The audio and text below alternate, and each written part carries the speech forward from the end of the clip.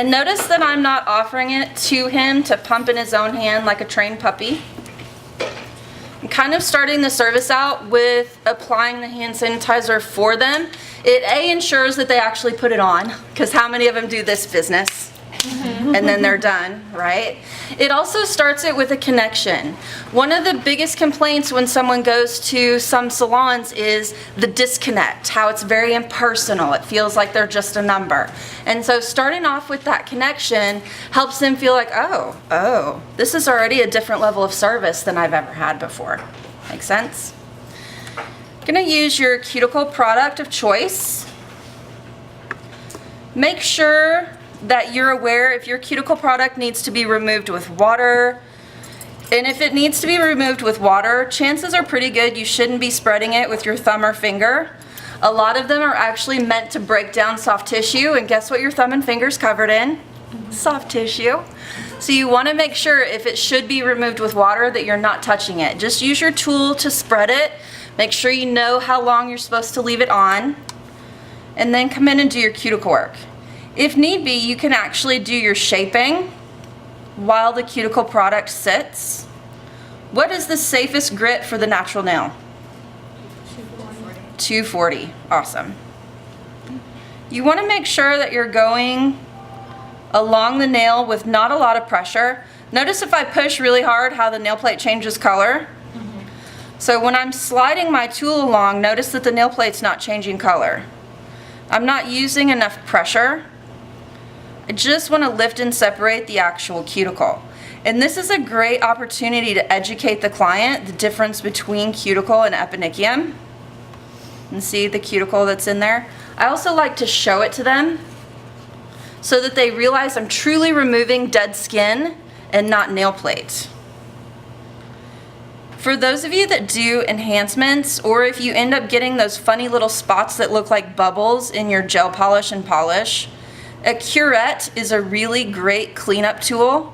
There are several companies that make them. And just take it in small circles around the edges of the nail, almost like you're massaging the skin around the nail plate. That just cleans up those edges and makes sure you really get in the corners and the lateral folds where they're usually likely to lift. This product needs to be removed with water. In the salon, if your sink is right next to your table, you can have them wash their hands at the sink. If your sink is any further than a couple steps away, having a spray bottle at the table keeps them from wasting your time. This is what happens when we let them leave the table and go wash their hands. Sally, getting your hair done, how's it going? Oh my God, right? And if we let them go into the bathroom to wash their hands, we're really in trouble because they've got to check their makeup, fluff their hair. Ooh, I may as well try while I'm in here, and I can send a text message and she won't know, right? And then next thing we know, by the time 3 or 4 clients have done that, we're running behind. And do our clients appreciate that? No, it's really actually pretty annoying. Once you have that finished, you're ready to use whatever cleansing product that you use in the salon and get into your application of polish or UV cured color. Make sure when you're cleansing the nail that you're cleansing way down into the sides.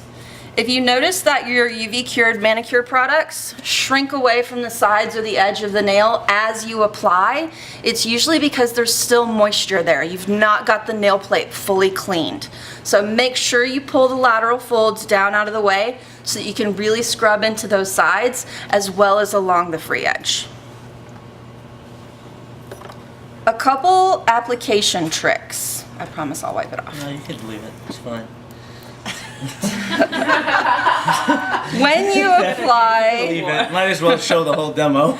when you apply your base coat, if you have someone with a super short nail like this, you can actually turn the brush around and kind of scrub and see how the brush is tucking down over the edge to seal it, but I've not got it all over the skin. So that's going to save me time and cleanup. Then when the nail is short like that, you want to keep hanging onto the skin, flip your brush around, and then do your polish application like you normally would. And holding that skin down out of the way keeps you from having that little line of polish across the edge of the finger that comes up above the nail. So then you get it sealed in. See, I've got a nice seal on the edge, and you get your polish application with no cleanup. So even though it took me just a smidge longer to flip the brush around, it was still less time than it takes to do the cleanup.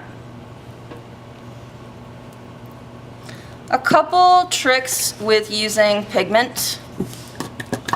A lot of nail professionals will tell me, oh, when I use the pigments or the additives, they're coming off, the nails will chip, the nails will peel. So when you're using some sort of pigment on the nails,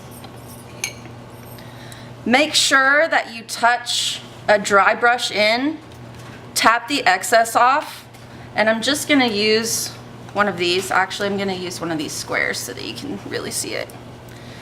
Really press the pigment firmly into that sticky layer of your UV cured manicure product. Then come back in and burnish. What does burnish mean? It's just a fancy word for rub it in circles. So just come back in and burnish it really well, and make sure you clean out the margins. So when we're working on that nail, hold the lateral folds back, take the brush in, and scrub that margin out. And clean off your extension edge. That way when you come in with the top coat that you're using, you can actually seal every single part of that pigment in. Otherwise, when you come in at the end and you remove that tacky layer, that top film, what happens?